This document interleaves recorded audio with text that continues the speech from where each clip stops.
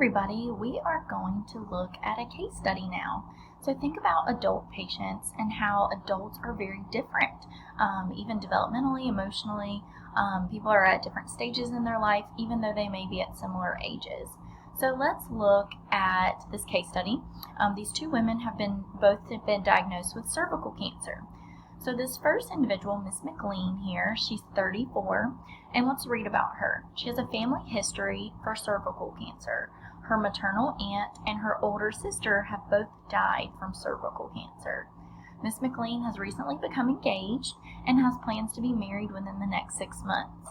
She puts off committing to a permanent relationship and starting a family until she completed her graduate work in clinical psychology. With the support of her husband-to-be, she's planned on balancing her new career as a private therapist with raising a family, so she hopes to have a family in the future. She's devastated when the oncologist presents her with the information of having cervical cancer and that the treatment of choice for this condition is a total hysterectomy.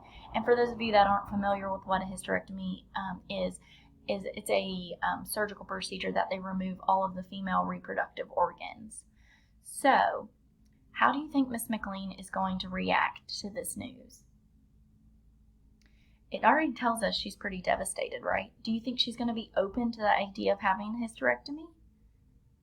She may be a little conflicted, right? She's had these individuals, her family members, die from this condition, but also she was hoping and dreaming of starting her own family. So we kind of know how Miss McLean feels about the situation and how hard that might be for her. But let's look at another case study, a different adult patient that similar age that may have a different reaction to this news. So Miss John, she's 33, and she has no family history of cancer and has always prided herself on her hearty family stock. All of her grandparents are alive and well. Miss John married her high school sweetheart the weekend after graduation, so she got married young. And the Johns have 4 children. They're aged 5, 8, 10, and 12. Mr. John is an emergency medical technician and plans someday to enroll in medical school after he finishes his bachelor's degree. Mrs. John works as a secretary or receptionist at the Catholic grade school where her kids go to school. She's troubled by the diagnosis, but when presented with the treatment option of having a total hysterectomy, she merely asks, "When can we schedule the surgery?" I want this to get taken care of as soon as possible. So do you see how that reaction is much different? Here, Miss John is probably not thinking about having more children, right? She already has 4 children. So it might not be quite as devastating to her to lose her reproductive organs by having the hysterectomy, right? Of course, the diagnosis of cancer is scary, but for her, this is a little bit different and hits her emotions a little bit differently. She wants to get this taken care of very quickly, right? She's probably thinking, I need to, take off for this surgery, but I need to get back at it and take care of my 4 kids and go back to work, because it sounds like financially the husband and wife kind of share that role of providing financially for the family.